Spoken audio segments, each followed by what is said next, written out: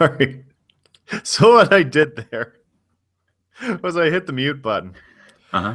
but it was mute on the output volume and not the input. So I just muted, so I couldn't hear you, but I definitely just cleared my throat into the mic. Oh, that's perfect. Right? You should Yeah, stick with that the entire show. this is this is a great start for the next episode of East Meets West. I had to stop there and think whether or not I'd said East right. Yeah, think of what this show is and what do you Yeah, call it? that's it's the home of Rob and I talking about contemporary Canadiana from our adopted. Holy God, I need more coffee. Do you have more coffee? Yeah, like right in front of me. Oh, But it's okay. just Okay. this is one of those days where my coffee needs a coffee. Sure. Ugh. And I feel like that would be a great time to cue in with da, da, da, Yeah. da. We've reached that point where we know where the intro music needs to go. Yeah, no, that's great. So how you doing, Rob? I'm doing pretty well. I was out insanely late last night, and I'm only saved by the time zone difference between us. So I get 2 extra hours in the morning because I was out until 4, got back, and like honestly, to any mid 20 somethings listening, or possibly later if you haven't learned this yet, don't start a party at 9 p.m. That it leads to being out until 4. Well, it depends on whether or not you want to go hard, Rob. Well, I know. I didn't even go. I didn't drink a single drop of alcohol. I was having fun the entire time, but yeah, it was a long night. Yeah, I mean, 4 a.m. end sounds like a long night. Yeah. And me, I just stayed up till 11 a couple nights in a row, and I've got my hard wake up time now. I've actually been trying to do that because I just find I'm more productive during the day if I have set wake up times. And Mhm. yeah, just wrecked. Huh. Do you? Bed, bedtime is 10:30, so Right. yeah, there's the problem. Yeah, for sure. Do you have a hard like there's wake up and there's get up, just like there's go to bed and go to sleep. Is this a hard get up time or is it a hard wake up time? This is a hard get up time, Okay. Okay. mostly because um, like my alarm starts going off and Kai is still in bed, so I got Right. to shut it off and get out. Interesting. Yeah, Yeah, mine since I've been writing like starting at between 6 and 7 in the morning, I don't really want to get up that early, like get out of bed. But so yeah. I'll really just wake up, do my writing, whatever, get look for stories, all that stuff, and then stay in bed until possibly 1 p.m. on a weekday. Like it's just I'll get up to eat, whatever, but bed is my home for most of the day. Oh, It's that's not solid. great. It Yeah. sounds very comfortable. It's comfortable, but it leads to a complete lack of motivation Hmm. to actually like get up and start my day. Fair enough. I could see that. Yeah. It's okay. So I've had various desk jobs and that kind of thing where you're sitting up in a less than ideally comfortable chair and comparing that to working at home doing writing while sitting in bed, like sitting fully upright with pillows and everything. I am so much more productive when I'm just sitting on a bed with a laptop than I ever could be at a desk with a desktop. I don't know if anyone else has ever had that experience, but that's my experience in a nutshell. I might be able to see that. hmm I'm just so much more comfortable. Hmm. Expending less energy on everything else. Yeah, Really focus in on that writing. yeah. That's actually kind of a nice segue because we both had written words about jobs in the news in the notes section for the show. Do you want to start and tell me what's going on, or should I start? So I'll clarify here and say I remember typing this note that I have job news. You don't know what it Uh, refers to. yeah, I have a guess, but I'm not sure what I was doing at the time. So what's your Rob news job? Job news, Rob? Yeah. So basically, I wrote in here for people who can't see the notes, which is everyone listening. I wrote job stuff as something to follow up on because I know we've talked about it before. And then in brackets, I wrote, I need your help. And that's because I have somewhat, it's not really a moral quandary, but it's like a life quandary. So in the last week or so, last week and a half now, I was offered or have been offered two different jobs. And in a way, they couldn't be more different. But importantly, they're both really good. Like they're both something I would really like having and doing as a job. And so I don't want to turn either one of them down. And this has led to, over the last few days at least, me talking to everyone I know and seeing what people think I should do. So, Nick, let me pose this to you because now you've been, I mean, we'll get to your writing recently later, but you've been writing for a while. I Uh, have. yeah. And you also really like talking about and discussing and being involved in science politics and science policy. And so the two jobs that I've been offered are one doing writing and the other one doing kind of science policy work, research on the government side of science. What would you pick, first of all? That seems like a good place to start if you had that option. Oh, God, We'll get that's into the tough. details because there's yeah, it's more complicated than that necessarily, but I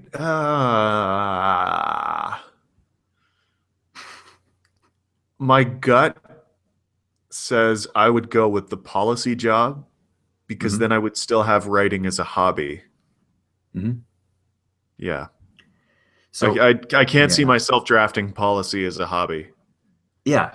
So that's kind of the same final, not final, but so far decision that I've come to is that what I'm going to try to do is see if I can, stick with policy and see if they'll still, because I've been writing with Mobile Syrup for a little over 6 months, 7 months, 8 months ish since May, but it started off very slow. It started off maybe three or four, two or three a week, maybe, Okay. uh, sort of hour and a half every week.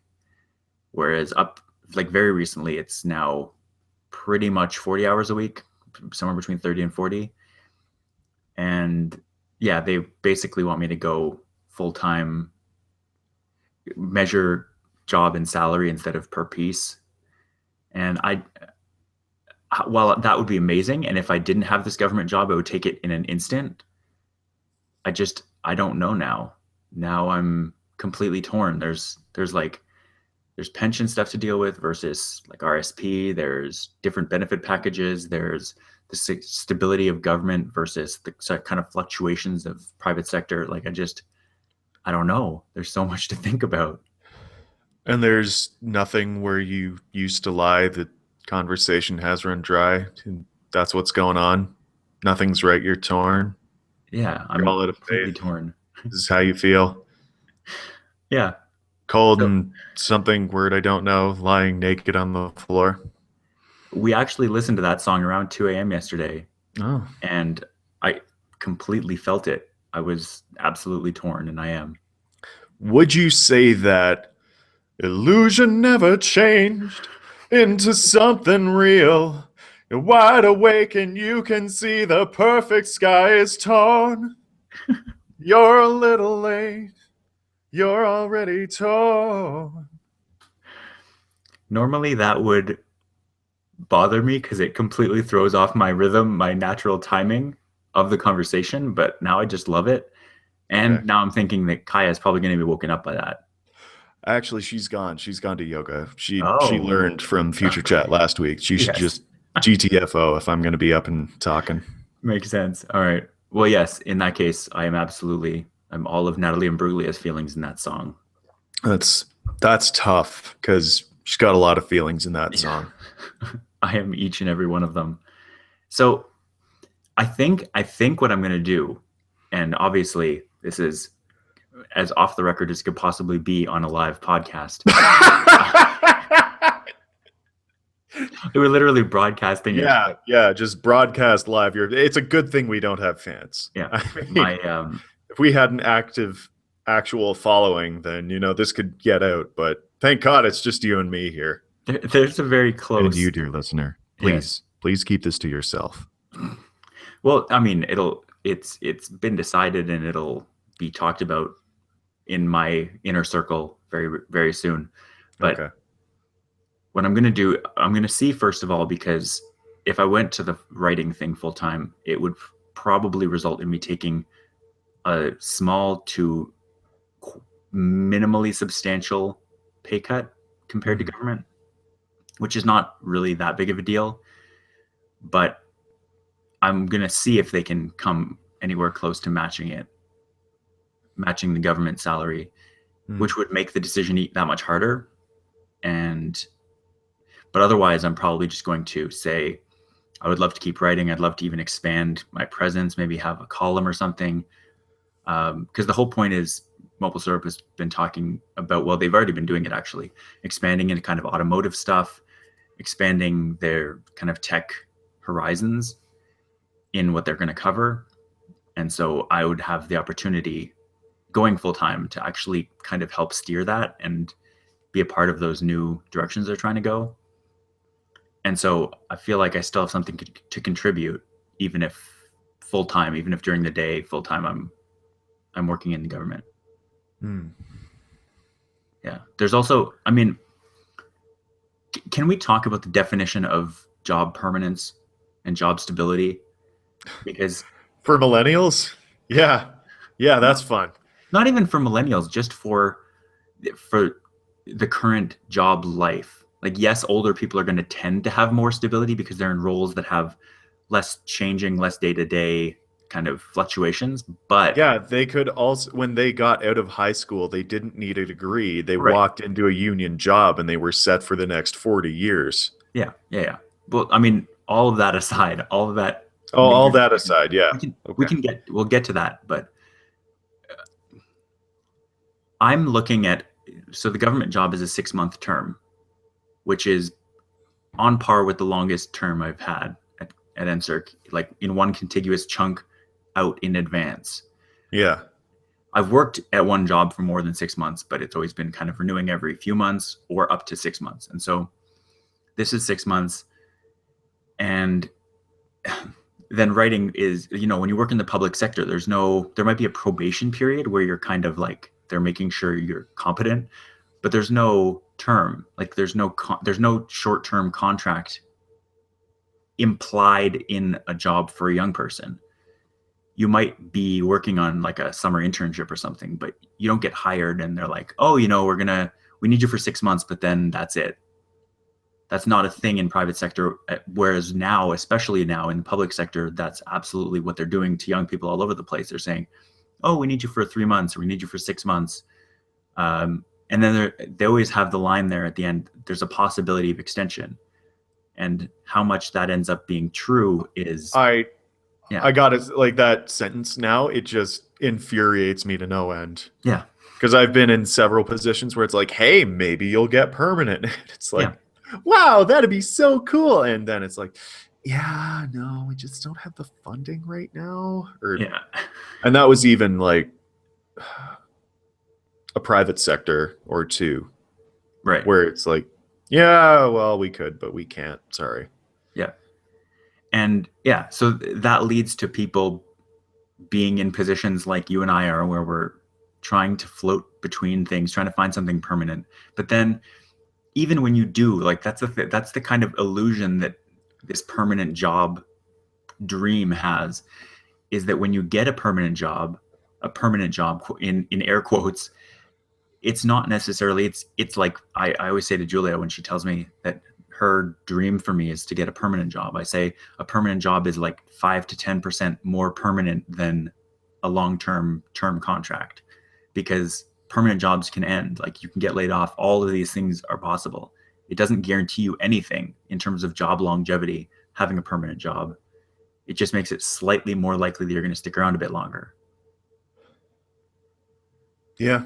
Well, I mean, there's Yeah. So that's There's just a lot of thoughts all of a sudden. yeah, there's severance and all of that. Like yes, you would get a little bit of money if you were laid off, but in terms of the end of a contract versus the end of a longer term career because of layoffs, there's not a whole lot of difference clerically or financially. Well, I mean, that said, it also stinks to have to job hunt every 6 months. Yeah, yeah, yeah. Because, I mean, you're basically halfway into your contract and you're already looking for something else. Yeah. Well, you have to kind of go in with the mindset of what's the thing going to be after this? Because when you're a bright-eyed and bushy-tailed 18-year-old entering the job force, or when say finishing university at 21 or 22 or 23 or 24, whatever. Or say you went back to school when you were Yeah, 27 to learn a skilled trade, basically. exactly. And Your outlook doesn't become, wow, 6 months is forever. Your outlook is 6 months is going to be here tomorrow, and I'm going to be out of a job again. yeah, like actually, on that note, it's funny because I'll meet people at HBC and just talk to them for a few minutes and they'll be like, "So, what do you do other than this? Like, are you in school or what are you shooting for?" Mhm. Because they just, I guess, look at me and go, "He's not destined for retail. You don't belong here forever. You're using big words like marmalade." Oh man, yeah. It does come off as very obvious, and I I don't know. I obviously don't think that public servants are any more deserving of, that the stability that comes with a government job, but it does take a certain kind of person to do that long-term career where you're at a desk job where you're doing the same or very similar jobs every day. And I don't know. It's it's a very odd situation to find myself in. Yeah, and I mean, I don't know. I When I was younger, I just absolutely idolized the idea of working in public service Okay. just because I would love to be, contributing to the public good, which is part of the reason that I'm in NDT because I want to be able to contribute to public good. Because, I mean, if you're helping to make sure that a building doesn't fall down unexpectedly, contributing to public good, Yeah. not from a public sector approach, but you're still contributing to that whole rigmarole. Yeah. The interview that I went to that we might have talked about, or maybe it was just about to happen or something. The last interview I went to at NSERC, which is where this term contract is just needing to be signed. It and the reason that I don't feel uncomfortable talking about that is because, like I said, I have two jobs. So I'm like, Yeah. even if one doesn't, for some whatever reason, doesn't work out, there's another one. Um, it- I went into the interview. The position that I interviewed for was policy analyst, and so this isn't directly related to that interview, but it's tangentially related. And the person hiring me is was in that interview. Oh, that was the one where you said, "Oh my God, East meets West has so thoroughly prepared me for Yeah, this." yeah. Where I literally, like, I sat down and without any trace of exaggeration, literally just was able to gush about science in Canada and how much I had a passion for it.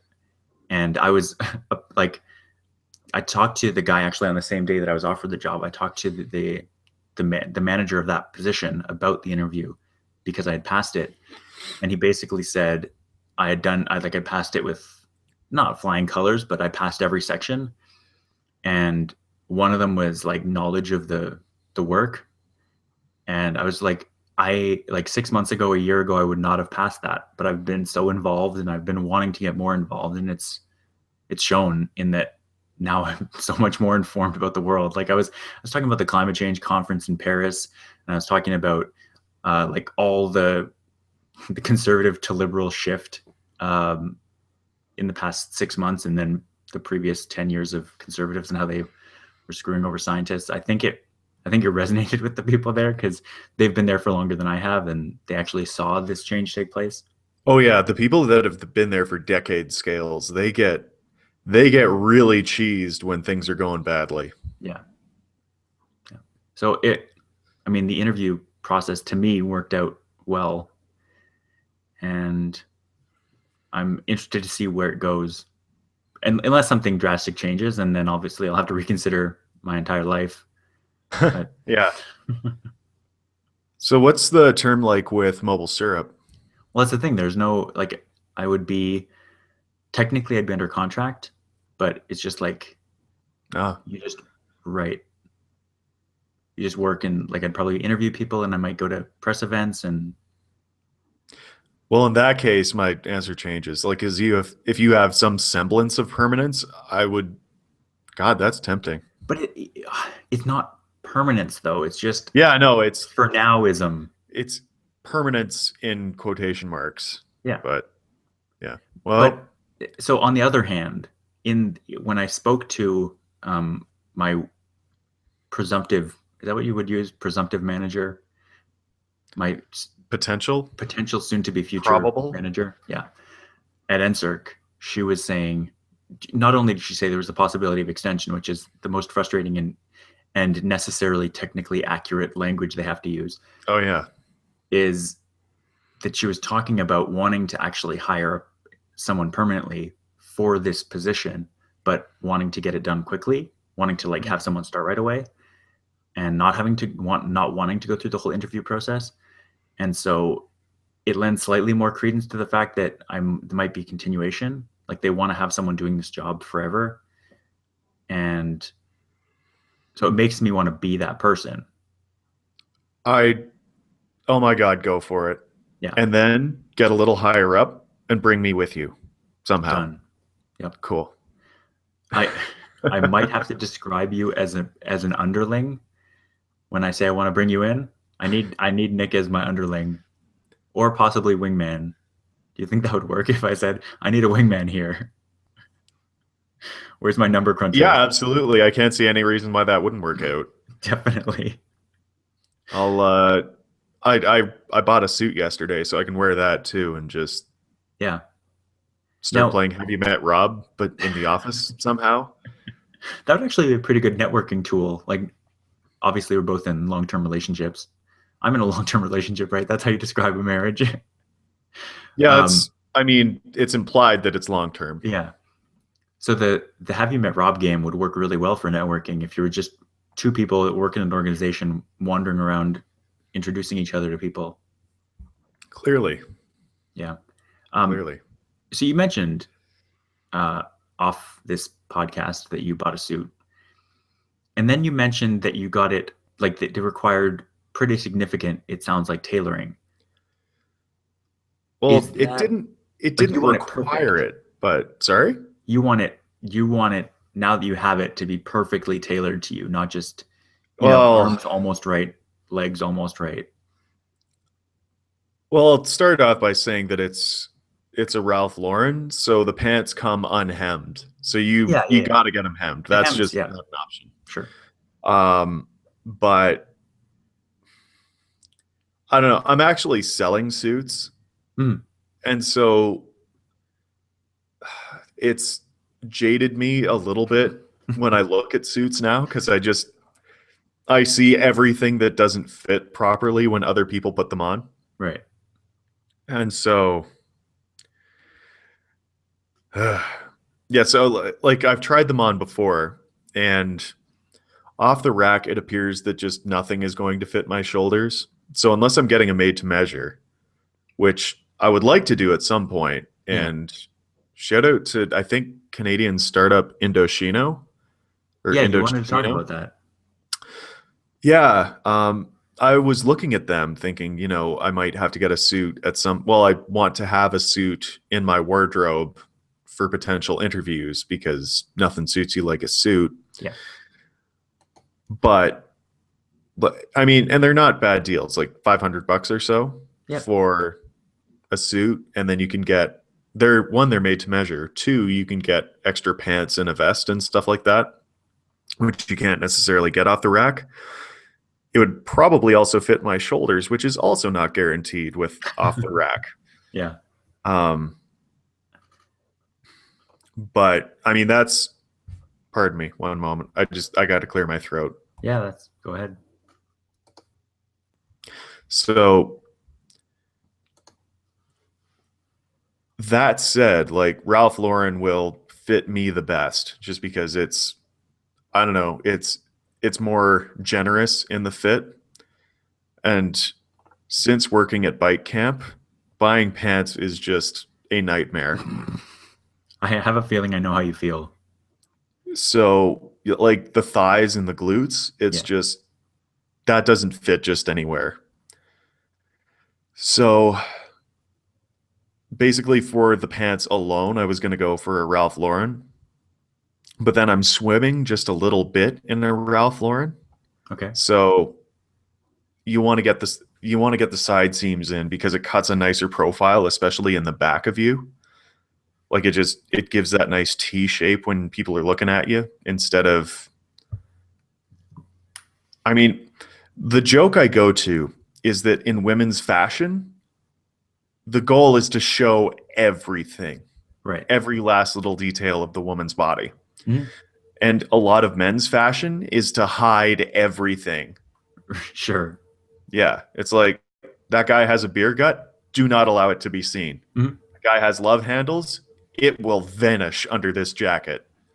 Like that's broadly how it seems to work anyway. Right. Yeah. But and Ralph Lauren is very much like that. So it gives a lot of space in case you are, you got a little extra padding on you.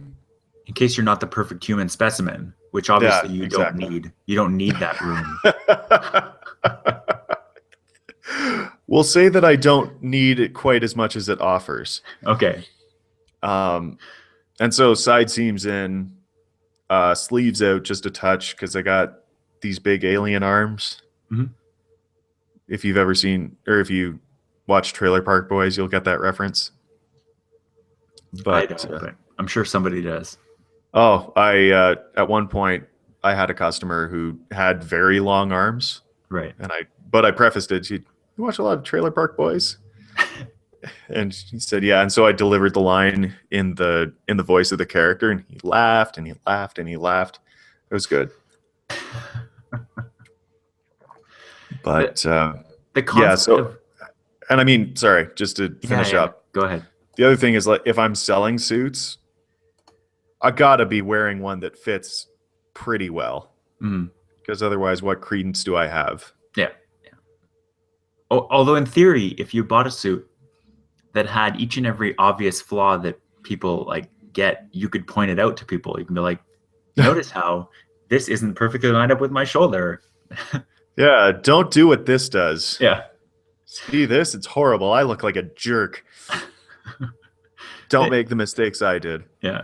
The concept of having like I guess you call it made to measure, I guess that's the term, Hmm. suit is very intriguing, but I feel like my size changes too much to actually ever make it worth it. Well, there are ways around that. How so? Other than tailoring it.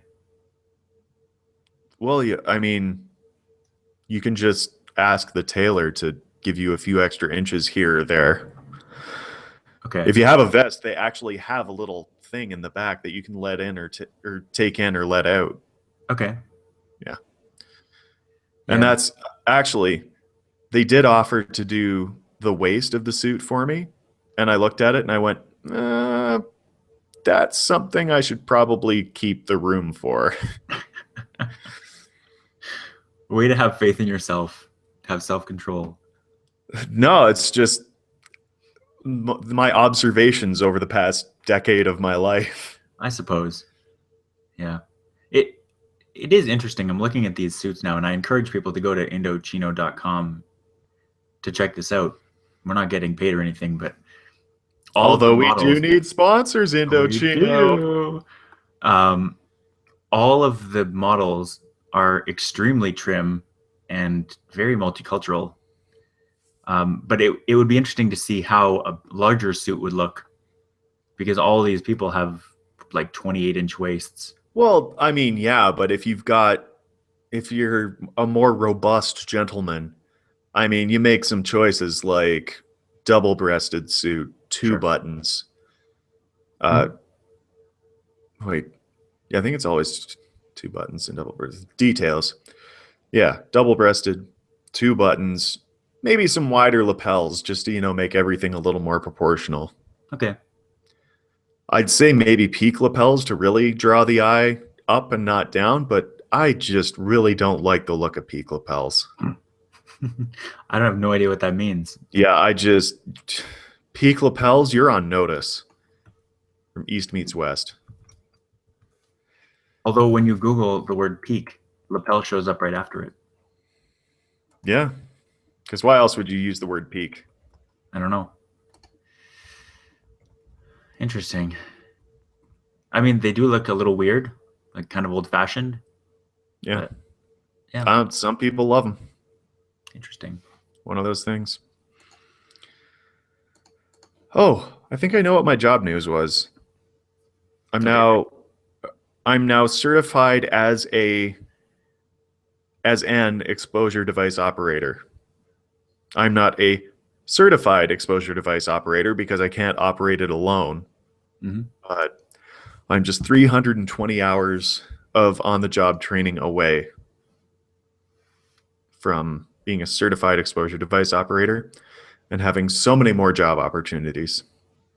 And so, is it like how hard is it now to find a company or organization that would be able to offer that on the job training type of thing?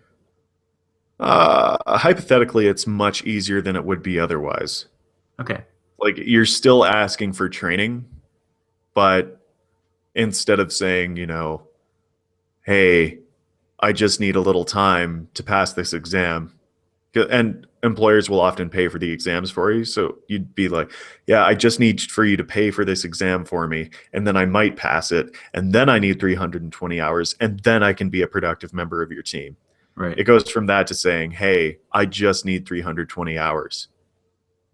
And I assume that they're all aware of this, and so they're willing to do that to make someone be able to join the workforce. Well, I mean, you'd think so, but at the same time, a lot of those job ads are like, yeah, we need you to have, or we need you as a multi-ticketed individual who has already had, decades or not decades, but it takes a couple of years to build up those kind of certifications. Right.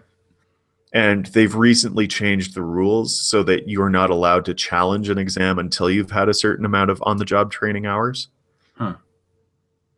So, Like, EDO designation is the only thing you can get without on-the-job training hours. okay. Do And you, so, like, the companies involved will either have to invest more in training just as a matter of course because otherwise they will never have new employees, or they can just fight over the people who have been in the industry for at least 5 years now and then carry themselves into the dust as those people retire. right. So, does like you passed a test? Does that mean you've passed the test and you literally only need the time, or is there other certification you need? There's one more test I need to do as a certified exposure device operator. That said, um, that can be that doesn't have to be administrated or invigilated by an external body. That Okay. can be done at the workplace under the supervision of my boss. Okay. Yeah, and that's just the majority of it is just, hey, so you've arrived at the workplace. What do you do now? And just making sure that you've checked everything properly and you've set up things properly. Just when in doubt, use that survey meter once more. Interesting. Yeah. Hmm. I I have an interesting story that this brings to mind. I interviewed at the Canadian Nuclear Safety Commission back in December, Ooh. and I went in. So when you go into a job interview, first of all, you apply for a job. That someone contacts you and says, "Hey, we saw your resume, we saw your application. We'd like to have you in for an interview." Right away, if the job is something that you don't necessarily think you're qualified for, or might not be qualified for, I go into it thinking, oh, they must have seen something in my resume that they liked. They must Yeah. have seen some reason why they might consider me. And so I always go in thinking that they may be giving me the benefit of the doubt when I go in. And I went into this, so it was chemistry technician or chemical technician or something at the safety commission. And right away, they start me off with a written exam right before the interview. Hmm. Sorry, it's not really a written exam. They give me a list of questions that are going to be asked in the interview, but they let me prepare for 15 minutes or half hour, whatever it is. And so I'm basically trying to come up with the answers to this before they come in and ask me the questions.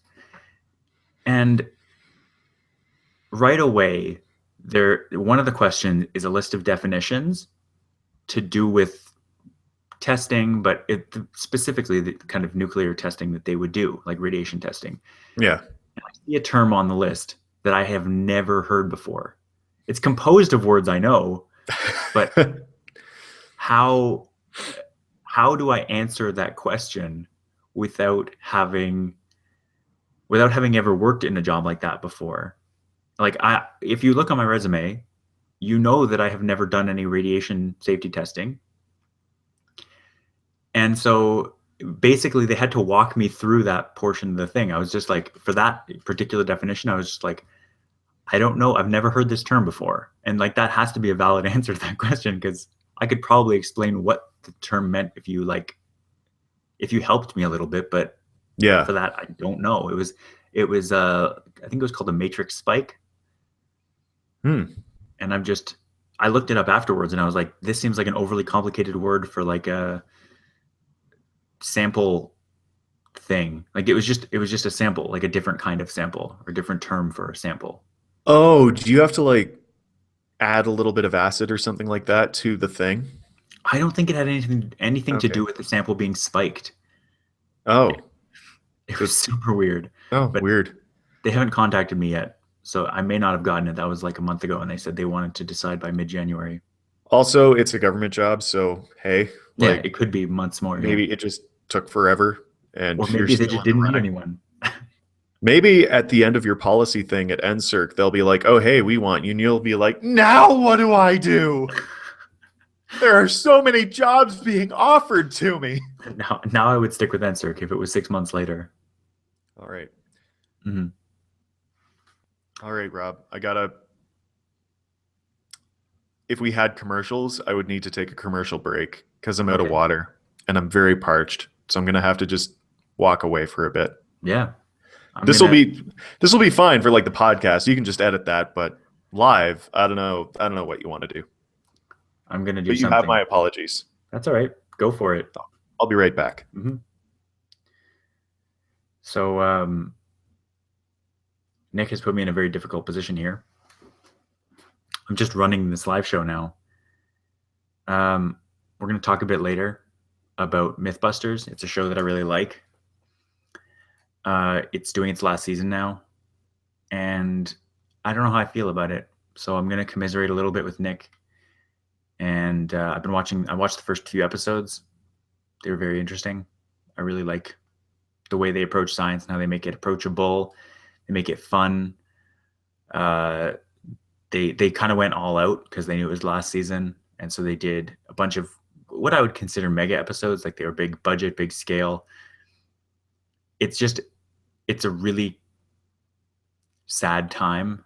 And I was watching the first episode, and they mentioned it was kind of like a behind the scenes thing where they talked about the upcoming season, and they were talking about how they're going to bring back Carrie, Tori, and Grant. And I really missed them the last few years. So I'm really looking forward to that. They're going to kind of like they're not doing any myths together, but they're going to kind of talk about the show and the impact it had. And I'm really looking forward to it because I miss those guys and I'm really going to miss the show. But I've enjoyed the episodes that we're on so far. And yeah, we're also going to talk about Nick's recent blog post. So you should go read that if you haven't yet. Like, you have a little time because Nick is taking forever to get water. He's going to talk about voting systems. And we have some weird news Nick wants to talk about.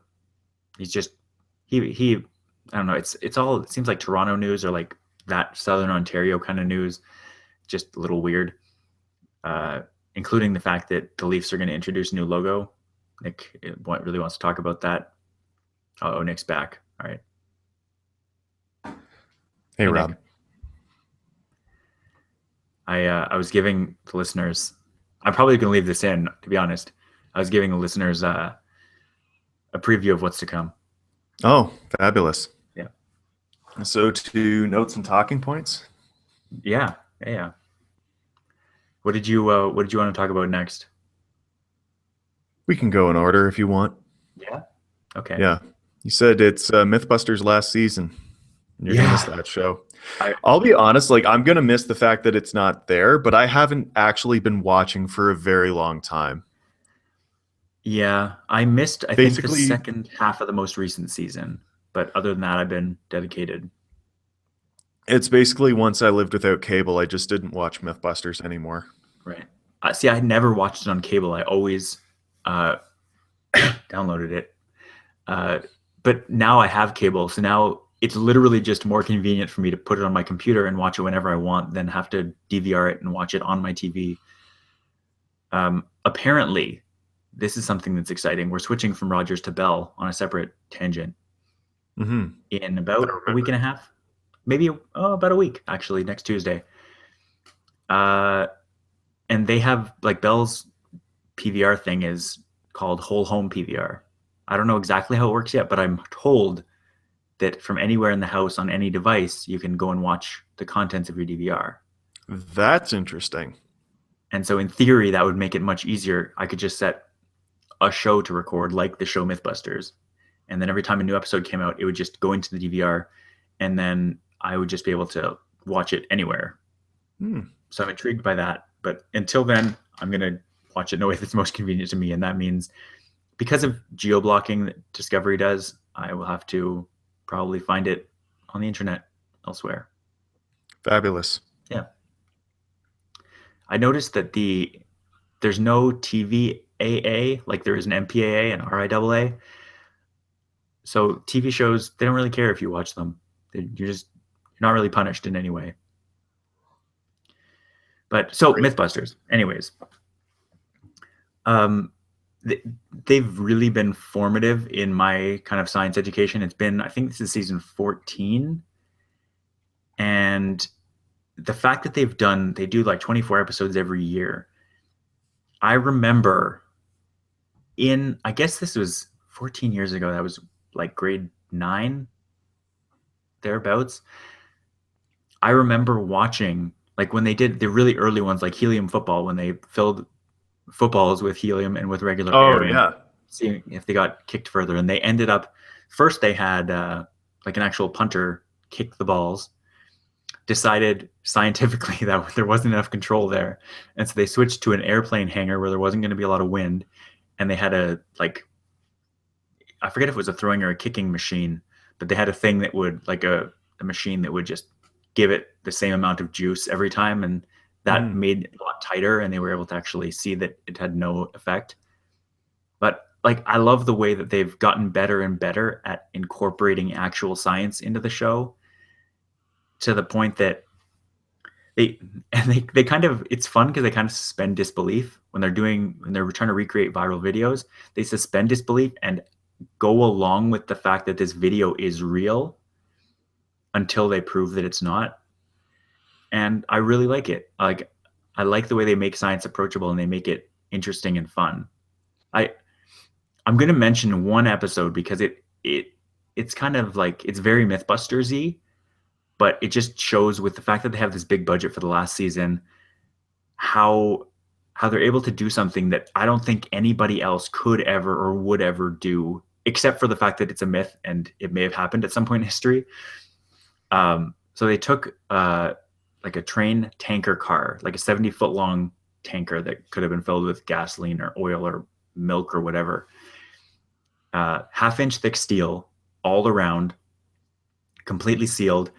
They filled it with steam, so they superheated the inside of it, got all the air out to 200 and something degrees Fahrenheit, and then they sealed it, and then they cooled it. So they condensed all the steam, and they were trying to get it to buckle and implode. Yeah. And they did it, and this like they found out that steam tankers are extremely strong, and steam is not going to be enough to buckle it. So they went and found a corroded one, and wanted to see if maybe if it had been weakened or if it was older, maybe it would work. They did the exact same thing again. This time, the first time they did it with steam, just to prove that they actually pulled a 27 inches of, again, they use imperial units. So, but it was apparently around 30 inches of mercury is a perfect vacuum, basically like just over 30, negative 30 inches of mercury. Okay. It's a valid measurement, but we're used to millimeters. I was gonna say like millimeters mercury. Would Yeah. that be our torr? I guess Yeah. is the yeah. Yeah. So for reference, around just under minus 30 inches mercury is a perfect vacuum. They got to minus 27 inches mercury. So it was well on the way to being a perfect vacuum. And it was completely fine. And so they decided that instead of doing that every time, because it took hours for the steam to cool down and for it to actually get to that pressure, they decided to use it with a huge vacuum truck just to speed up the process to draw that same vacuum. And so they did it with the old decrepit one, and the same thing. They were able to draw a 27 inch vacuum, and it didn't buckle. It was fine. And so then they decided to do the most scientific thing possible, for something of that scale, they decided to drop a 3,200-pound cinder block on the tanker from about 30 feet up, just to make a dent, like to damage it a little bit. And then they drew a vacuum again. Like they loosened it up. So they released the vacuum and did that. And then they put the vacuum back on, and this 70-foot, half-inch thick steel oil tanker just completely flattened in like a fraction of a second. It just slurped down to vertically flat. And it was so cool. Like the science that is required to get that to happen, like it's so cool. It's such a strong thing. Like it basically hold an almost perfect vacuum. And then they were able to just have it slurp up to be like pancake thin. It's crazy. But so that's the kind of thing that they're trying to do. They're trying to go out as big as they possibly can in every category of myth they've ever tackled. And I really like the show. Yeah.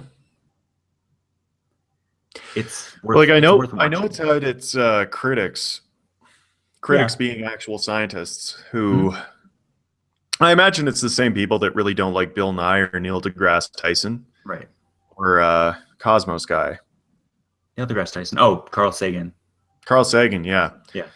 Because I don't know. I assume they just hate fun or something like that. Yeah. But the Mythbusters have done more to popularize the idea of testing hypotheses than like any other public science figure in the last couple decades, I would argue. Yeah. So you bring up a very interesting point, because I think it's identical to XKCD's point too, just as a disclaimer. Yeah, of course. It's not necessary. I'm not saying it's 100% original, but it's a good point regardless. They may not do perfect science, quote unquote, but there might not be any such thing as perfect science. And they're not scientists by trade. They're trying to use the scientific method to test things to see if they're true. And that is the essence of what science should be. And most of these scientists, they're saying, hey, we have a problem with this such and such and such a methodology, which is an aspect of science also, like questioning hypotheses, questioning the theories, questioning the results of experiments. But very, very few of those people actually go out and do the experiment as well to say, look, we did this thing in a way that you didn't control for and got a different result than you. That would also be valid science, but it wouldn't render what the Mythbusters do invalid. Oh man. on that note, Yeah. I think I think it was a Planet Money episode that I really want to talk about on Future Chat. It's called Mhm. The Experiment, Okay. and it retraces a uh, a psychologist's or an experimental psychologist's efforts to reproduce some of the experiments in. Yeah. Yeah. Yeah. It's very good. Because a lot of them can't be. Yeah, and like they've offered solutions for stuff like that, and Mhm. I'm really curious to, or I'd be really interested to talk about it with you and Mike. You know what I need to do? I need to start listening to that just so that we can talk about it. Yeah, absolutely. It's like 20 minutes a couple times a week. So Hmm. well worth it. I'm gonna do that right now. But anyways, on the on the MythBusters thing, just to wrap it up, they're also bringing back. I mentioned our listeners. If I leave that part of the show in, our listeners got a sneak peek. They also bring back Cary Grant and Tori for one episode to just to reminisce about the whole run of the show, and I'm so excited to see that. Just because I really miss those guys too. I know that Mhm. they're all off doing really cool sciencey things. I think Grant has his own show about killer robots now, like where robots battle each other now, but I don't really know. But I'm very intrigued to see, the future of those guys and what happens next. So, or Yeah. what's been happening for them. So, yeah, I'm really excited Hmm. because it is ongoing this season. So we're in the middle of Okay. it now. I am also curious to hear what they're up to. Yeah. So if we continue in order here, now it's time to talk about your latest blog post because you wrote more about voting systems. Did you want to talk more about it? I Because I do. didn't actually put this in there. I know. I wanted to talk about it because I wanted to see kind of how you felt now that you're done writing it, whether it's like what has changed since the last time you talked or thought about voting systems, which presumably was right before the election in Canada. And Yeah. then, you know, you you come to a pretty like if you follow CGP Gray's election series like you recommend doing, you come to the a similar conclusion that he does in that there's a very obvious system that's right for voting. And if you follow Hello Internet, the podcast at all, you know that they also did a flag referendum. And so, With the method that I like. yeah, yeah, yeah. Yeah. And I feel like if maybe I'm misremembering, but I feel like he was saying there was still a slight flaw in that and he would like to do something different, or for that flag situation that was the perfect, like that was his ideal voting system.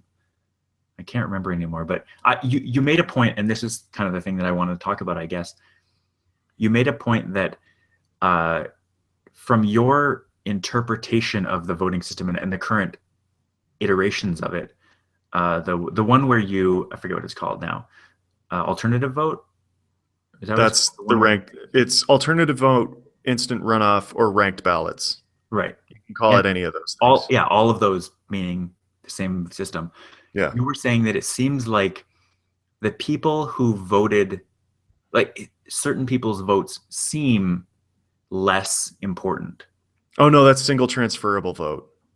Okay. It's I'm gonna fully just put on the table that I don't fully understand single transferable Mhm. vote, and I need to do a lot more reading on it if I'm going to truly understand what they're talking about. Right. But so the idea being that you have X number of ridings, and they're a little larger than usual because they're going to incorporate two or three representatives rather than just one, Right. and they go over how you would choose from all the representatives within that riding. Mhm. So you've got, yeah, like he has five animals and or five or six animals, and three are going to be selected. And he goes through like an algorithmic example of how you would choose who the representatives are. Yeah. And I think that makes a lot of sense. I like that method a lot because it does something to bring the popular vote in line with the actual number of seats in the House of Commons, Yeah. or at least it tries to close the gap from what it is currently. Mhm. But He also illustrates how it works in a two-party system. And so, they're saying you got uh, black gorilla and silverback gorilla and, uh, Siberian tiger and regular tiger. Hmm. And say that one of them gets 90% of the vote share. Yeah. And the other, or say like the one gorilla gets 90% of the vote share, the other gets 10%, and then the two tigers get like 25, 26, Yeah. whatever. Or that's not adding up, but you know what I mean. I do know Um, what you mean. Yes. so if you were to just use the regular algorithm, that would choose one tiger and two, or no, one gorilla, two tigers. Hmm. But that doesn't reflect the popular vote at all. Right. So what in CGP Gray's explanation, which may not be perfect, and it's slightly irresponsible of me to just, go off this one thing. Hmm. But he says the excess gets transferred like once the silverback has secured his seat, Hmm. the excess votes get transferred to their second choice, which is overwhelmingly the other gorilla, Yeah. which means that the representatives chosen would be the two gorillas and one of the tigers, which more closely represents the vote count. Yeah. Now that said, like that, and that's good because you shouldn't be penalized for backing a popular candidate, Hmm. ideally speaking, especially when you're voting in multiple people. But what I don't understand is how you track those second votes Yeah. unless you just it would essentially be running the election in reverse. You would say, okay, we definitely got that first place candidate in. Now what are all Yeah. Yeah. the second choices for that first candidate? And that might make sense, but I don't know how you make sure that that all adds up correctly. Yeah. And because the way it was described, it seems as though you're saying that the first people to vote, or the first 50% or whatever, the first 33% of the voters who actually got them in, are they just off the table now? Right. Yeah. I Because agree. that almost seems like temporal discrimination in an election. Based on when they were counted. Yeah. I agree. Yeah, which seems just crazy. Like, I mean, you could randomize it and then it's quote unquote fair. Yeah. But it's not representative. No, no. And so, like, I actually, one of my friends was asking, because I'm like, maybe she had heard about single transferable vote, and she Hmm. was asking me, like, should I be voting in the advanced polls or on election day? Like, does it matter when I vote to how they're counted? Because there could be a discrepancy there Yeah. Yeah. depending Yeah. on how you deal with that single transferable vote. Mhm. And I mean, like, Canada is not a two-party system, and that's one thing I like about Canadian democracy. Yet. But there are two heavyweight parties Yeah. where if you had, like, honestly, in parts of Calgary or rural Alberta especially, if you had a three riding or a three member riding, Hmm. all three of them could go one way. And I mean, I guess you're still tallying just like um, each party could have three representatives running in that riding. Yeah. And that would make sense so long as you're directly electing. Like, I mean, I would be okay with it so long as you are saying, I like Jim Bob, Cletus, and then Tony. Yeah. And so long as, like, the parties don't determine whether or who goes first of Jim Bob, Cletus, or Tony from the riding. Like, I still want to be able to vote for individuals rather than parties. Hmm. Um, but yeah, so I don't understand how that works, Yeah. and I need to look into it more.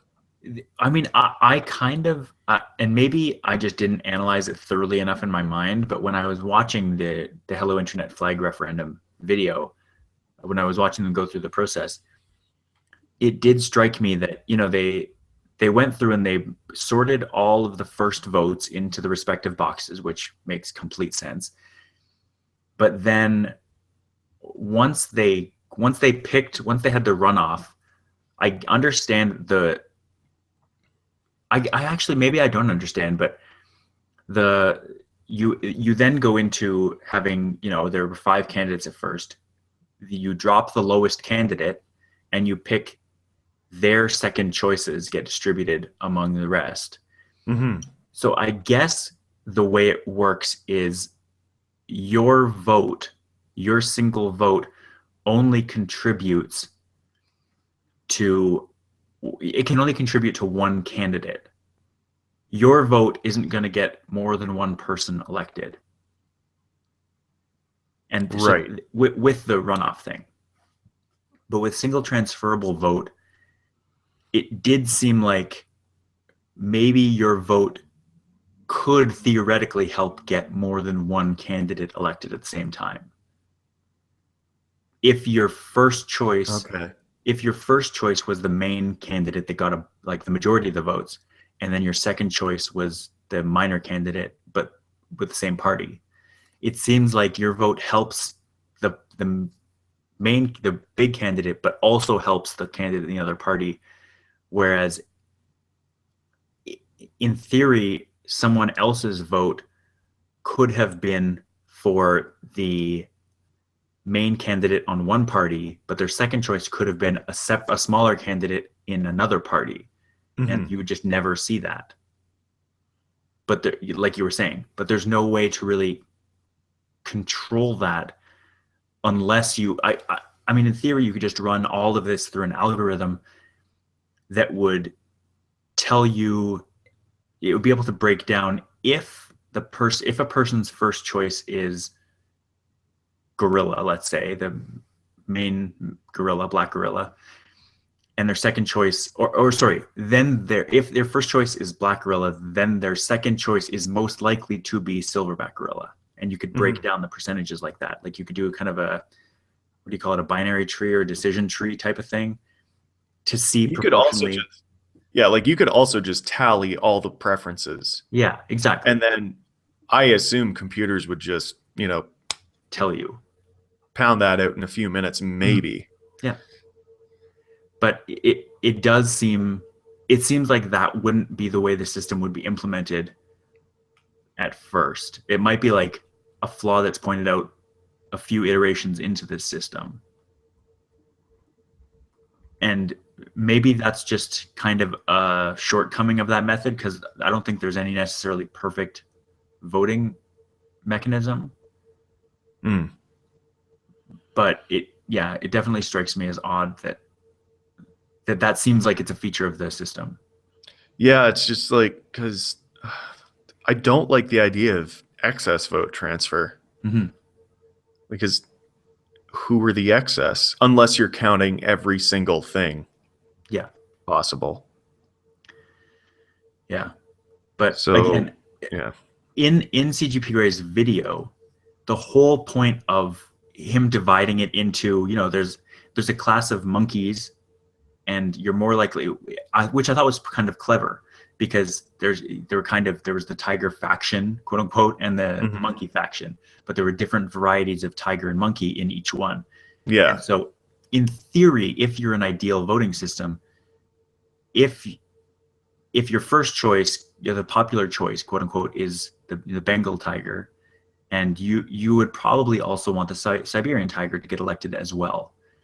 Hmm. But that's an ideal system. Whereas in some cases, if you're talking about, say, Republicans, Democrats as a more ideal, you could like a candidate, you could most like the popular candidate on the Democrats, but your second choice could be a lesser known Republican candidate that happens to be more moderate. You're not necessarily, Gray was assuming that if your first choice is a tiger, your second choice is going to be a different tiger. But not all voters are going to act like that. Like, what if your cousin's running and he happens to be in the other party? So you want to support him as well, but you want to give your main vote to some other person in the other party. Like, Yeah. there are a lot of different ways if the voting isn't ideal, which it never really is, that could screw things up. Hmm. So I'm now on Wikipedia, Yeah. which is where I should have gone in the first This place. is, yeah. And I'm in I'm in the article called Counting Single Transferable Votes, which has a subsection called surplus allocation, Okay. which then has, let's see, one, two, three, four, five, six different methods of figuring out who the surplus is. Of course it does. Yeah, so I have more reading to do on the subject of single transferable vote, it Right. seems. So yeah, what it sounds like is there's controversy in it within the system as well. So Yeah, and it's kind of complicated. And it minimizes the wasted votes, which is nice, but at the same time, like, good lord. Yeah. okay. I think ranked ballots essentially are ranked ballots are probably the easiest to implement. Yeah. I mean, even the concept itself of having single transferable vote, where you have kind of bundles of candidates together from the same party, makes it a lot more complicated for people, like people who are in the like electors, or what do you call them? I guess voters is the easiest word. It makes it a lot Well, more I mean, complicated. Yeah. there's a distinction between Canada and the United States in that fashion, in that Yeah. Oh yeah, for sure. our in Canada, our voters are also electors. Hmm. Whereas But they in have the the electoral States, college. Yeah. yeah, in the States, the electors are the members of the Electoral College, and the voters are more to inform the Electoral College Yeah. who to vote for. Yeah. Which is strange enough as it is. That's so Yeah, messed up. well, I think it was CGP Grey that said, shout out to CGP Grey. Mhm. It was CGP Grey that said that in all the democracies that the United States has ever installed, they have never installed an electoral college in another country Right. because even they recognize how terrible it is. Yeah. Well, they recognize how terrible it is, and so when they're in Actually, power, I sorry. might be thinking of Adam Ruins Everything because he talks about the Yeah, he electoral does talk college about that. recently, and he does a great job. He does. Okay, so this is the issue with politics, and if Justin Trudeau is able to pull off this change, it will be pretty unprecedented in terms of Western politics, democratic politics. I guess it's not really Western, but Apparently, they had a similar thing in Alberta for a while. what do you mean? Uh, apparently, they had either a ranked ballot or a single transferable votes. I mean, so far as I've Oh, heard from okay. some guy once, I think. That's Yeah, this is like totally reliable. yeah. I don't know why I wouldn't talk about this, Uh, but I think like the idea was it was a plot by the right to destroy the left wing parties, okay. and they eventually got rid of it Mhm. because I guess there weren't enough like liberals or CCF people around, so everyone's second choice was PC, Okay. and so the PCs just dominated anyway. Right. Shocker for 20th century Alberta. Yes. Yeah. Yeah. The problem that I have, the biggest problem that I have with elections is that the ruling party is never going to be impartial or unbiased in their, like, they're going to think, oh, I won. So obviously the system doesn't need to be changed because it worked just fine. It picked the best candidate. And the competing party, the one that's not in power, is going to go, of course we need electoral change because obviously it picked the wrong candidate because we're not in power. And Yeah. it takes a humble leader to say, we need to change the system. It's broken. Yes, I got in, but look at how unrepresentative this democracy is right now. I actually kind of like that because, the person who's just won a majority government has said, yeah, this benefited me tremendously and it's wrong, so it It needs is. to be changed. Yeah. And I mean, a lot of people are saying that like this needs to go to a referendum, and Yeah. there is an argument for that. And they've also cited Ontario and British Columbia just totally smacking down mixed member proportional as an option. Hmm. And I Yes. honestly Yeah. don't know what to think of it because there is going to be resistance to change, even if that change is probably for the better. Yeah. Yeah. And I mean, the reason I don't like mixed member proportional, and I talk about this in my blog, is that I don't like list members. I don't like that political parties are able to submit a list of people saying that, once we get our list members in, I want them in this order. Yeah. And it's like, you're just installing backbenchers. Hmm. You're installing people that are loyal to their party and their party alone. Yeah. Yeah. They Yeah. don't have any constituents to worry about.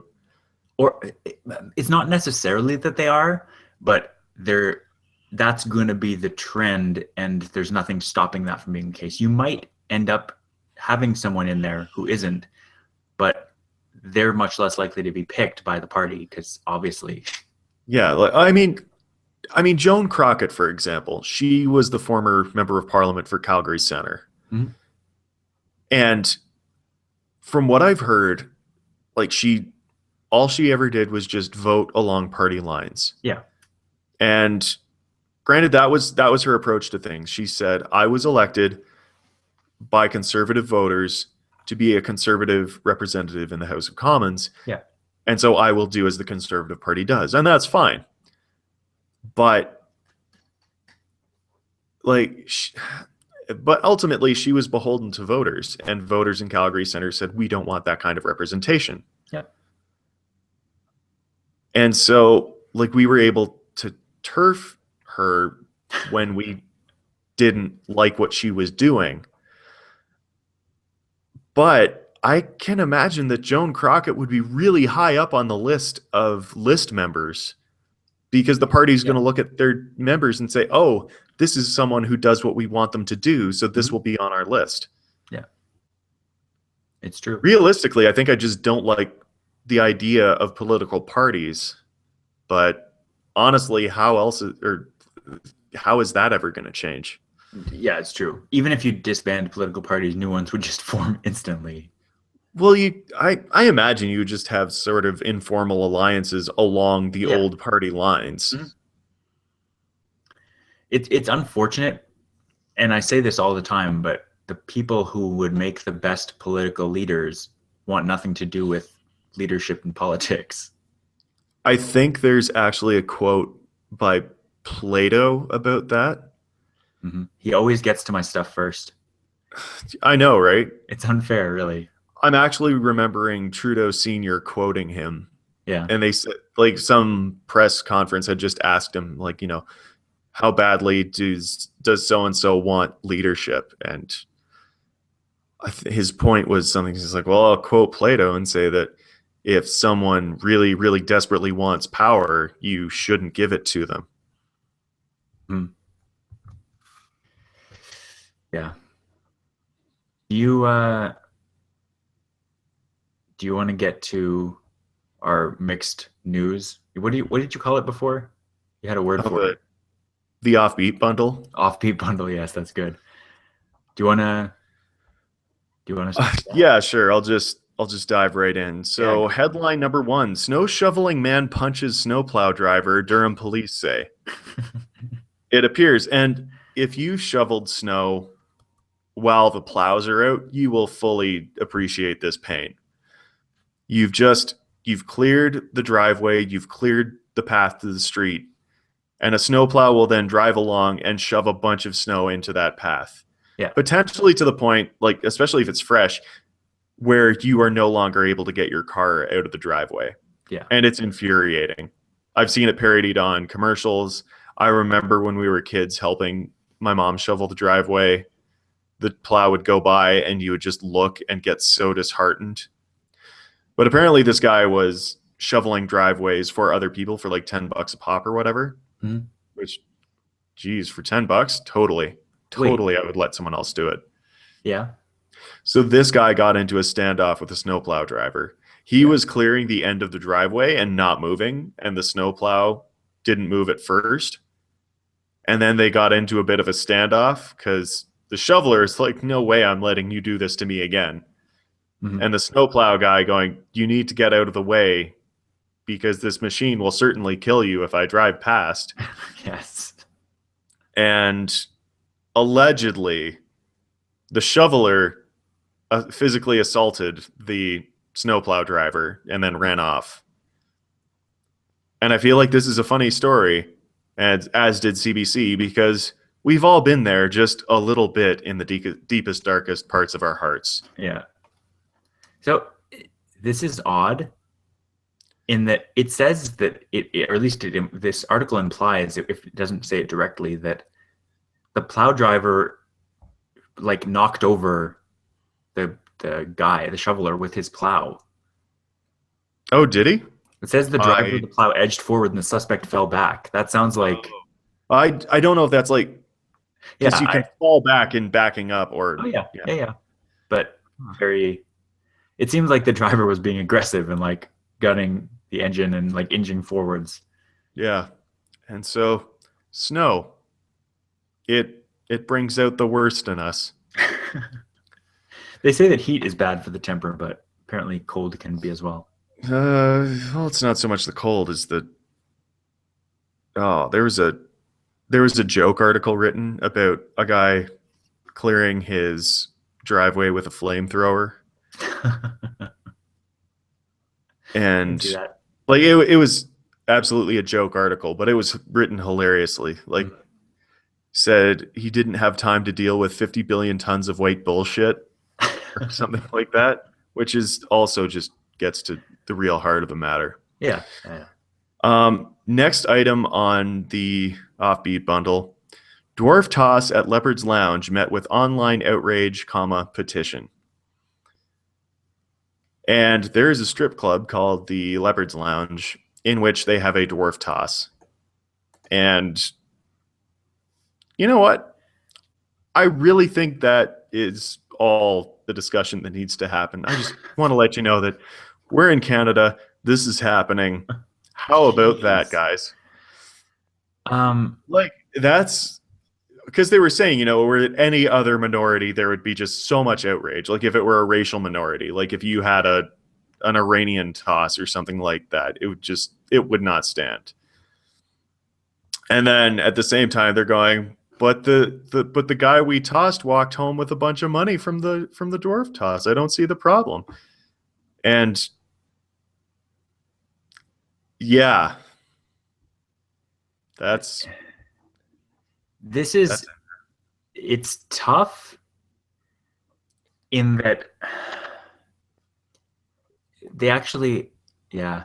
I mean, the way I see this, trying to not think, just kind of jump to politically correct. Of course, we shouldn't mistreat people who are different than us.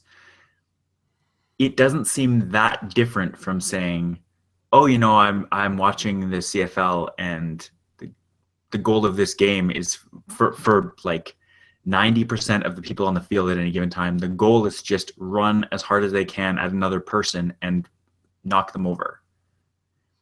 And but don't worry, they're all getting paid for it. It doesn't seem that different than this, because like obviously this person is asking for it. Like it's not like, oh, it's against this person's will, but we're giving them money. It's like this yeah, he person is has consenting to volunteered. do it, This which person has makes it volunteered for this job. yeah, But it is weird, and I get the criticism of the event in general. yeah, yeah. That's a classic liberty of the individual issue. Yes. I really like the quote, and I encourage people to go read this story. One of the people they interviewed is worried the prevalence of dwarf tossing events may encourage people to pick up and throw his children. I think that's true of any children. I don't think, I I feel like they all have that think maybe same, he means when they're grown, maybe, possibly. I Like, guess. But by that logic, he would also be eligible for that. But yeah, the whole thing is very odd.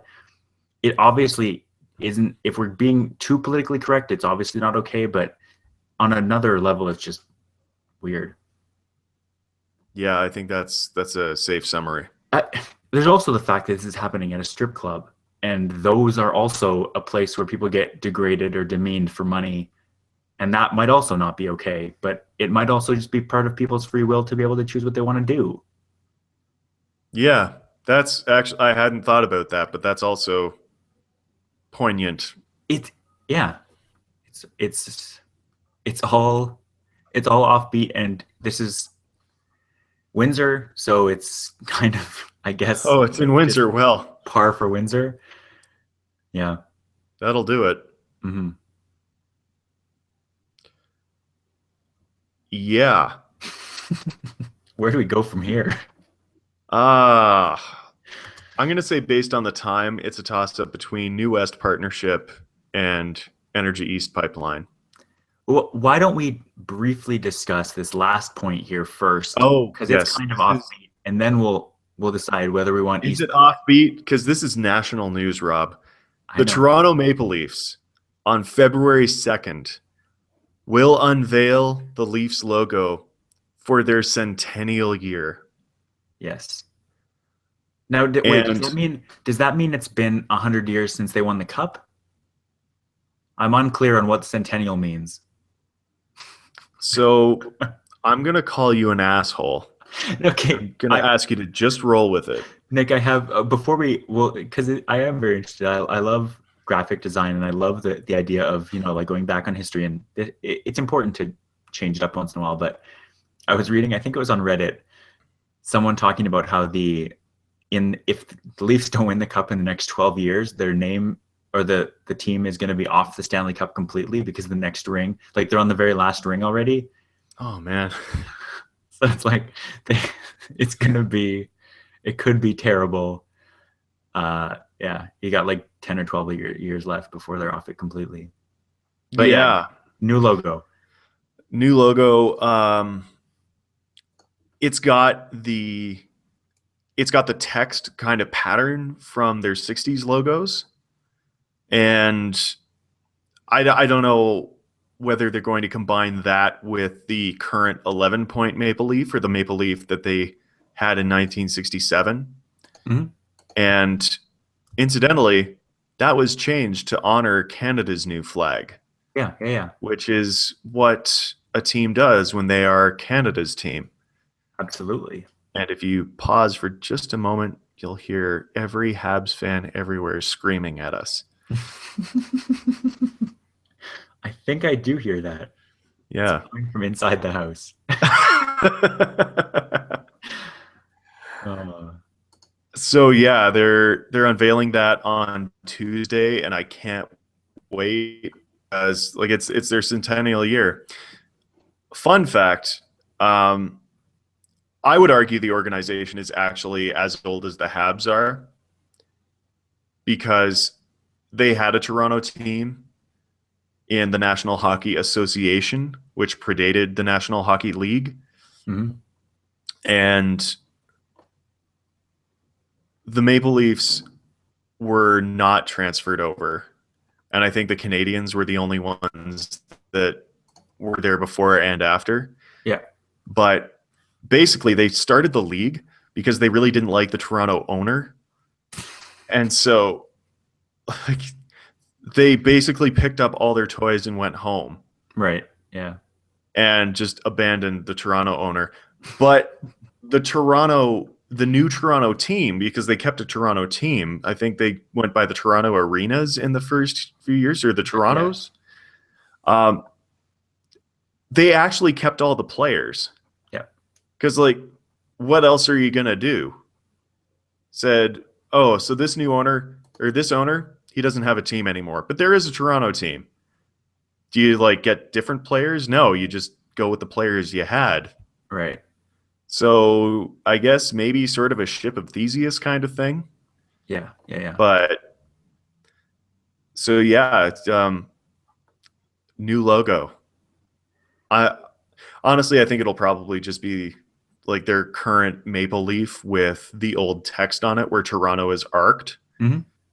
Well, yeah. So there's a couple like the reason that when you put this in here, I was like, oh, that's interesting. And then I saw a story about it. there's a website called sportslogos.net where they cover all this in far too much detail. But apparently there was a teaser video There was a teaser video. where they show the arced Toronto and the word like Maple Leafs straight along like it was. And Yeah. there's a thing showing the thing, and it's probably going to be similar to both. But if you go to the Maple Leafs Twitter account right now, you can see that their image is just a plain. It doesn't look exactly like the Canadian flag maple leaf, but it doesn't have any text on it. It's just a blue maple leaf that doesn't look familiar as their current logo. So it seems like with that piece of information is the logo shape, and the words in the teaser. It's probably just going to be those two put together. Yeah, and I it could does. see that. It's a very sort of. It harkens back to the old logo, but it's also different, and it's like it looks somewhat modern, even though it is kind of from an older time. But it's a reason to buy a new Leafs jersey for thousands or tens of thousands of people in Toronto and around Southern Ontario. All of Canada, because Leafs Nation is everywhere. I honestly think the unofficial motto of Leafs Nation should be "We are Legion, for we are many." Makes sense. Yeah. All right, so this is East meets West. Do you want to talk about an Eastern pipeline, or do you want to talk about a Western partnership? These are both East meeting West, just like clashing right up against each other. Okay. I'm going to say New West Partnership. Sure. New West Partnership is ideally it's between British Columbia and Saskatchewan, so Alberta included. Okay. And they're trying to get a new era of economic cooperation because it's not a trivial district. Like they represent a bunch of money and a fair number of people. Yeah. But one of the first things they did was they imposed a tariff on beer from the rest of the country. And when you say rest of the country, it's pretty much the Eastern breweries. Okay. And so they had a tariff of, what was it, like, I think it jumped 216% or something like that. So it went from 48 cents a liter to $1.26 a liter or something like that. Anyway, the New West Partnership is the reason that when I go downstairs, I cannot get a Mad Tom IPA from Muskoka Brewery. Right. Because they just straight up went, we cannot afford to send beer out there. Like, nobody's going to buy it. It's not worth our investment in money or time to get stuff out there. And Steam Whistle was facing similar issues, Steam Whistle being a Toronto brewery. Yeah. So Steam Whistle went to court over it. And the Ontario Court of Appeals has granted an injunction, which has basically stripped the New West Partnership's ability to impose that tariff. And if I'm remembering correctly, oh, do I have it here? Oh, I have the article somewhere. Anyway, they straight up said there is an article of confederation, like from the Constitution, that says you can't have unfair free flow of goods when they're something like resources, manufactured products, or blah blah. Mm-hmm. Whatever they had 3 words there, and it definitely covers beer. Okay. So you can't unreasonably restrict the free flow of beer between provinces, and that's exactly what they did. Right. And apparently, because misinformation spreads like wildfire, apparently there was a criticism from members of the New West Partnership and even the lawyers for New West Partnership saying that no, but Ontario puts up these tariffs as well. And they don't. Right. The LCBO and the beer store have listing fees, and they will give Ontario craft brews preferential shelf space and Hmm. stuff like that because it's absolutely their right to do so. Right. But they don't impose that kind of tariff. Mm. They don't, yeah, they don't do that Yeah. because you can't do that. And even then, like they're saying, this also harkens back to 2011, I think it was, when a man from New Brunswick bought beer in Quebec and then tried to come back. But he bought over $200 worth of it or something like that. Okay. And he got hit with a lawsuit, and that's either going through or gone through the court systems. Right. And I think both Stephen Harper and Justin Trudeau agreed that it was ridiculous that you would penalize people for buying something in one province and then bringing it back to your own. Yeah. The only thing I can think of would be that you just want the money grab for your own liquor control board. Yeah. I mean, there's the whole thing of buying something in a province where there's either no HST or a lower tax rate, and like just bringing it back just to not have to pay taxes on it. But I assume that wasn't the point in this case. No. Or I don't know, that could be just the other money grab Yeah. argument. Yeah. But like honestly, like I've heard so many times from even things like teachers and stuff like that. They say it is easier for us to get certification to teach in the United States than it is to get certification to teach in a different province. Yeah. Which And is we have so much trouble with the flow of goods and people and certifications especially across the provinces. And it's easier to travel north south than it is east west right. with that kind of thing. And it's ridiculous. Hmm. Like we need better free flow of goods between the provinces if we actually want to say that we are a federation. Right. Because now, yeah, it's very separate. Other than the fact that we elect the same leader, it's not. It's separate. It really is. Yeah, like it shouldn't be easier to go between different countries than it is Yeah. across the same country. Yeah. Yeah. It's just silly. And I was recently reading an article saying that it's the Conference Board of Canada, I think. They estimate the lost revenue every year in the billions. I think that's right. For like, people that come to the country with qualifications from other countries and they're not being, I want to say exploited, but that's not the right word. We're not Recognized. using, yeah, we're not letting those people live up to their full potential. If they Right. come from a different country and they're an electrical engineer, Yeah. like obviously there's got to be some sort of recertification process, but Yeah. Or we're missing out on those resources. at least a And validation process. yeah, or interprovincial Yeah. certification. Yeah. Or I think the other one was even people with experiential learning that don't have a piece of paper to certify that they have that. Right. And those citizens are losing out on a bunch of money. But it also means that they're not spending money because they don't have it. They're not spending that money and generating tax revenue and buying goods and services from other Canadians and really driving the economy forward. Yeah. And I feel like we could have, we could probably get some money off of that. We could probably get some growth out of that. Sure. And I want Muskoka IPA. I do. It's Like really I good. feel that the reasons I'm presenting are well reasoned and valid. Yeah.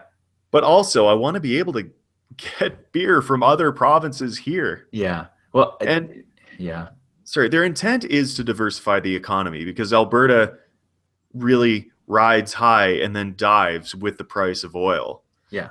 And the province does need to diversify its economy, and we do need to have different industries. And I could see that if you had a protectionist tariff, um, you could potentially develop your beer industry. Yeah. But like Last Best popped up before the New West partnership came into play. Alley Cat Brewery, Wild Rose, Village, they all popped up before the New West partnership. Okay. And I think this is cherry picking arguments, but the critics have said that In the meantime, representatives from Muskoka and Steam Whistle in Alberta have lost their jobs. Huh. And brewery, I mean, this would be a long-term thing, but breweries aren't exactly exploding in the province In under Alberta. the new, right, under the new protectionist regime. Right. But obviously that would be a longer-term thing. And Yeah. yeah. Yeah. But There, I find it frustrating. I find it yeah. very frustrating. There's a certain amount to be said for the fact that there might be smaller breweries like Muskoka, which is not necessarily small, but it's definitely not like a It's not a countrywide macro thing, brewery. is that they might not have supply to provide beer to the country for anyone that wants to drink it, because it's good beer.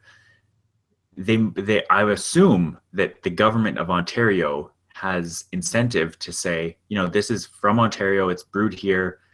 We want people who are from Ontario that want to drink it to have the ability to get it. And if they spread it out across Canada, it may be too thin, and the people that want to have it here may not be able to get it. And Well, that means you grow as a brewery. of course, but I can see from a certain perspective saying, maybe we should just let them grow here, and then maybe once they get to a kind of like a Moosehead level, maybe they can go national.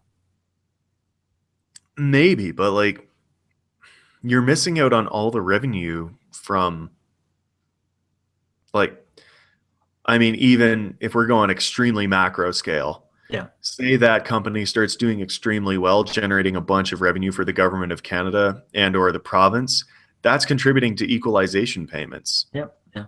And like you're preventing growth. Yeah. And it's not necessarily to say that growth of Muskoka will be at the cost of an Alberta brewery or a Saskatchewan It's brewery true. or a No, it's BC true. brewery. Yep. And is my summation. Yeah. There's also the fact that when you get big, multinational, non-Canadian companies will buy you out. Yeah, so there's that too. Yeah. But going from trying to get beer into the West, let's go to getting oil out of the West. Sure. The Energy East pipeline. Have you heard about this? Are you up on this? Not really, no. Um, the Energy East pipeline would carry Alberta oil to Tidewater in New Brunswick. Ice-free Tidewater, Okay. mind you. Like that this is a big deal. Like Yeah. Yeah.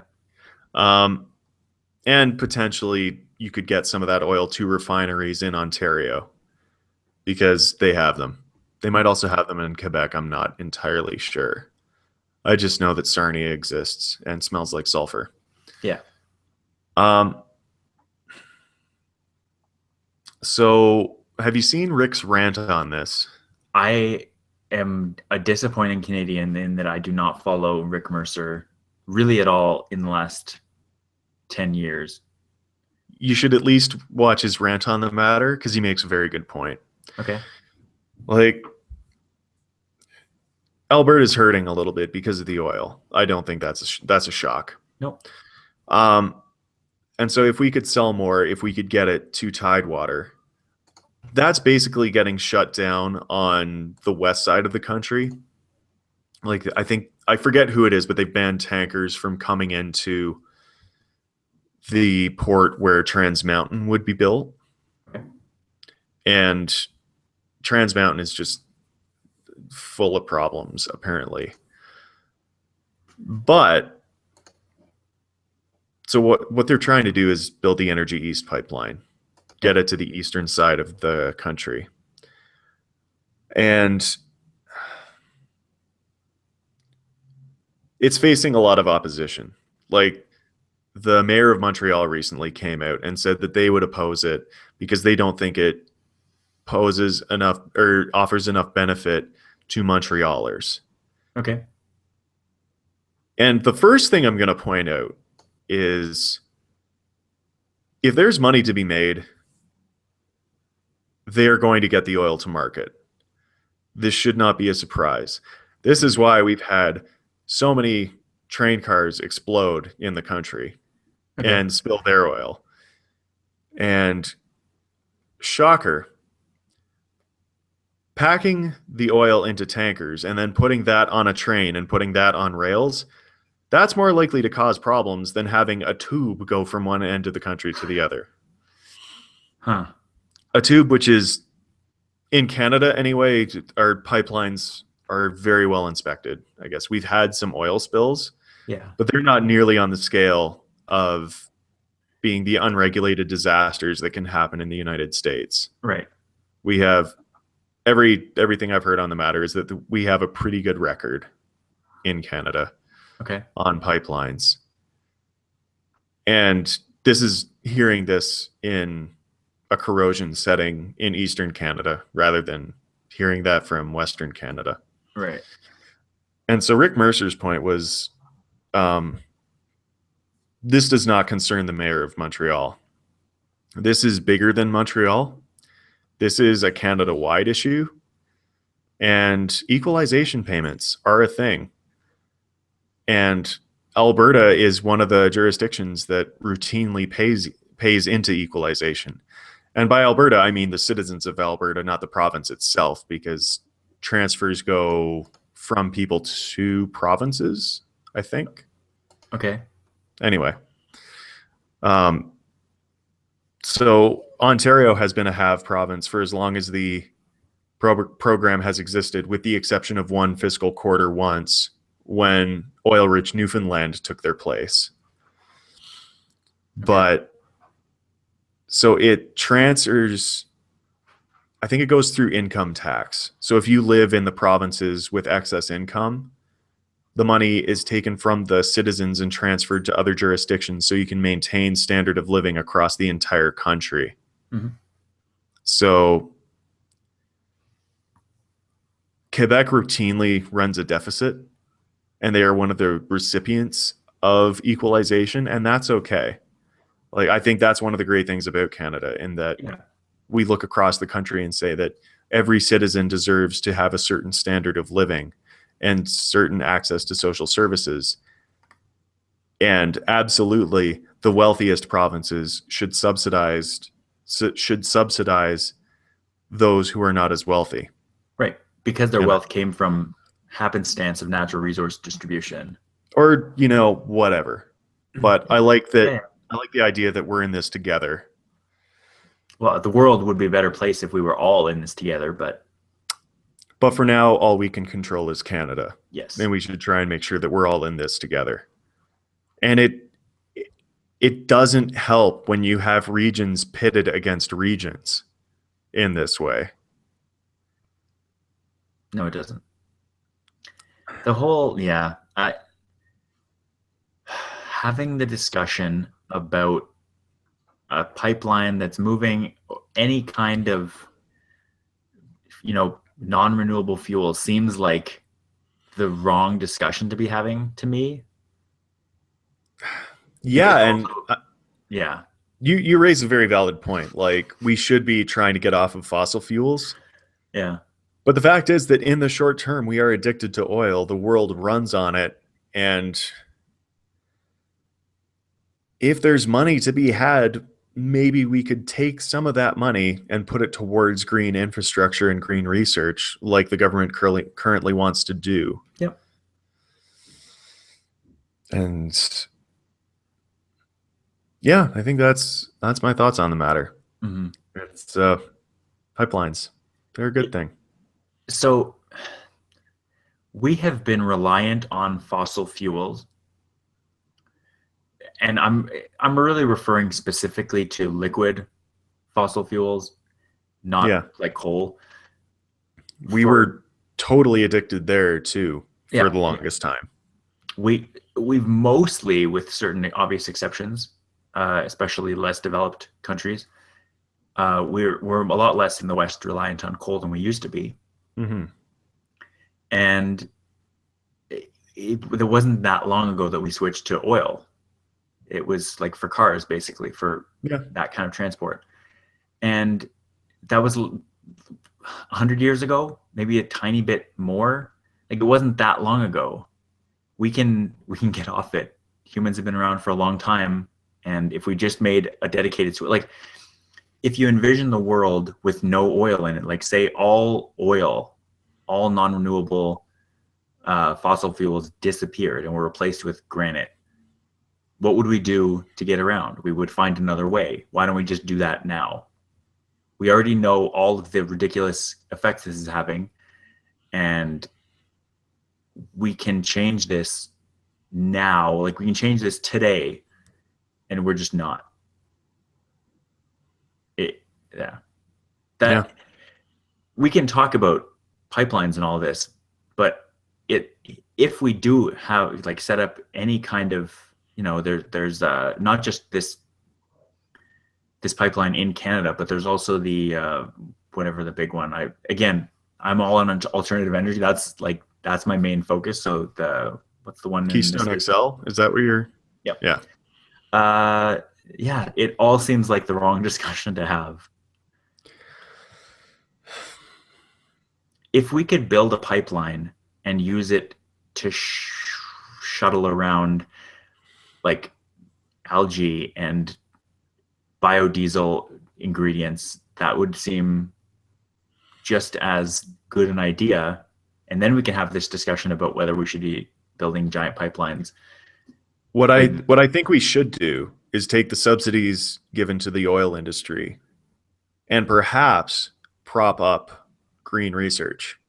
the idea, and obviously this is not like I'm not flabbergasted by that, but the fact that oil companies, gas companies are still getting subsidies, that's like why are we doing this? We're giving people subsidies to buy electric vehicles, but also we're giving the oil industry reason to continue to Yeah. do the oil thing. Admittedly, I should look into that as well because Mhm. I'm just quoting what I've heard so often, which is not necessarily correct. Or like is in the process of changing possibly. But yeah, Yeah. the fact that we just recently decided as most countries in the world to go, hey, climate change might be really serious really quickly. We should probably do something about this. Probably means that it's still happening because government moves slowly and subsidies are. There's a lot of powerful lobbies fighting against stop the cessation of subsidies. Yeah. Yeah. But And it shouldn't be shocking because, you know, industries will fight for their own existence and of for course, whatever benefit they can get. yeah, as will everyone. Everyone will fight for their own existence. Yeah. Yeah. Another interesting thing that I found, which I wasn't aware of, um, a brief little explanation of what happened in Canada during the financial crisis, because we weren't hit as badly as some other countries. Yep. Um, Apparently, a lot of what happened there was because oil was so high. There was still a lot of work going on in Alberta, but a lot of their manufactured products that they needed to extract the oil were coming from the east. And so Okay. oil was just propping up the entire country in consumer demand because apparently it was Oh, consumer demand that kept us out of the problem because we just kept buying things. right. And Yeah. we're currently in another little bit of a crisis, and Yeah. maybe some extra oil production could help up the country, perhaps. Yeah. And it's bad when we are as a country so reliant on that resource that Oh we yeah, kind of have to quote unquote fix the economy because our dollar, although it's recovering a little bit now, is still pretty terrible. Like we have to go, all right, let's do something about this oil. Is it a bubble? Is it like what would you call it? It's just a downturn, I don't even recession. know. Like I did some more reading on the matter, and it's not nearly as simple as I thought it was. Hmm. Like I thought it was just OPEC said, or OPEC or Saudi Arabia said, "Hey, we're ramping up production," and the price of oil just tanks. It's much more complicated than that, apparently. Hmm. Like part of the problem is that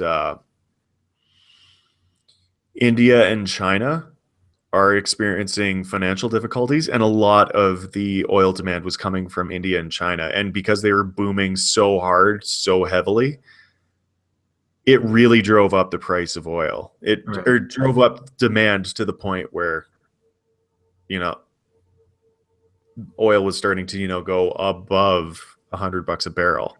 Right.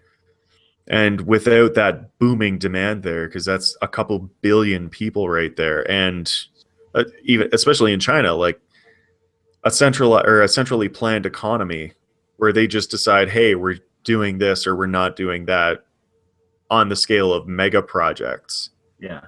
Like when China decides it doesn't need as much oil, that's a lot less demand for oil. Yeah. And Yeah. that goes a long way to explaining what has happened in prices. Because Right. I guess even Saudi Arabia, it's 13% of global oil. And that's a lot of oil. Yeah. It is. But 13% of the world's production ramping up a little bit doesn't more than half the price. Have HALVE. Right. Yeah. Yeah. Yeah. Crazy. Economics. It's a thing. Have you? We've talked about Crash Course, right? Have Yeah. you watching Crash Course Economics? Crash Course. No, I'm not actually. It's pretty good. I've watched some, but not all. Mm. They've covered the basics now, and it's probably been almost a year. Like time just goes too fast. But it's pretty informative, and it's going into some detail now. It seems like it's supposed to be targeted to kids, but I learned so much from all of it. Like I know very little about economics in that with a capital E, and it's very informative. Well, I mean, if you're explaining things to children, you usually start with the basics because they Right. don't know anything about it. But if adults don't know anything about it, they also need to start at the basics. Right. No, but Like I if don't. you Yeah. like if you really didn't understand science, Bill Nye and the Magic School Bus are great places to start. Yeah. I mean, even the basics seem like they're trying to explain it at a level that seems like it's above the average kid. But I don't spend a lot of time around kids, and maybe they're much more intelligent than I remember being at that age. You're also judging on the basis of what you know now. Yeah, you're right. You're like, I can't believe I thought of electrons as particles. Whoa. Plum pudding. What was I thinking? Oh, jeez. The Bohr model, like in 2 dimensions? Really? Really? Oh man, Nick. Adorable. Speaking of educational YouTube channels, did you ever take the advice that I suggested and go on watch PBS Space Time? No, I didn't. Oh my, like I honestly not working has been the greatest because I get to just keep going learning stuff and watching. But I like, did you know this might actually tease enough that you'll go and start watching this channel? Gravity isn't like, or at least with current most advanced scientific theories, gravity probably isn't real and it's just a side effect of four-dimensional space-time. Oh, I think I heard about that. It's like it has something to do with statistical mechanics Yeah, or something like that, in that just things will clump together because I forget. I don't even, it's yeah, like, it's just a consequence of stats or statistics. Yeah, I'm repeating myself over and over. But I read that a while ago, and yeah, it's like, gravity's not an actual force. It's just kind of a consequence of how things work. right. And your mind just starts oozing out your ears because I remember that happening a few times when you're learning about physics and math and Yeah, stuff yeah, like that. Or I think it was the first time I heard that expression was when our calculus teacher was talking about, I think, fifth and sixth dimensional spaces, yeah, and he like stopped us and said, "And just don't try and visualize this, because you'll just sit there and you'll break your brain. It'll start leaking out your ears, like stuff like that." yeah, yeah. But also, I remember. Do you remember learning about like capacitor discharge and how there's an imaginary current? Yes, I think so. But the imaginary current that can't possibly exist actually generates the magnetic field that a current would if Yeah. a current would were there, but it's not. But it's still like an effect that's happening, so that magnetic field has to be there, and you just like, Yeah. what is like the world even? Yeah. How does anything ever Yeah. just yeah. Yeah. So one of the interesting things that they discuss, because there's a whole series of videos. They start off PBS Spacetime starts off with they talk about like, oh, this what planet would be closest to Super Mario World, and they like look at the physics of that, and it's like interesting and it's trying to be viral. And then at a certain point, they tried out like, oh, they had a video title like, "Is gravity an illusion?" And they talked a little bit about the physics of it and how it mathematically us like being stuck on Earth is just as much us like falling towards Earth constantly and having a force on us as it is the Earth accelerating up towards us. Like that, those solutions are both equally valid, and gravity Yeah, doesn't actually mean frames anything. of reference. Yeah.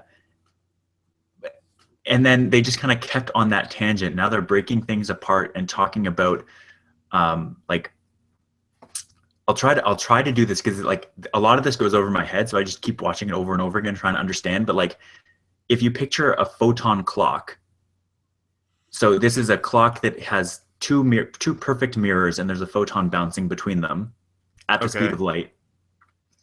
And so when it goes up and down, that's a second. That's how Mhm. far apart they are. And then you start that photon clock moving. So obviously, it's going to take longer.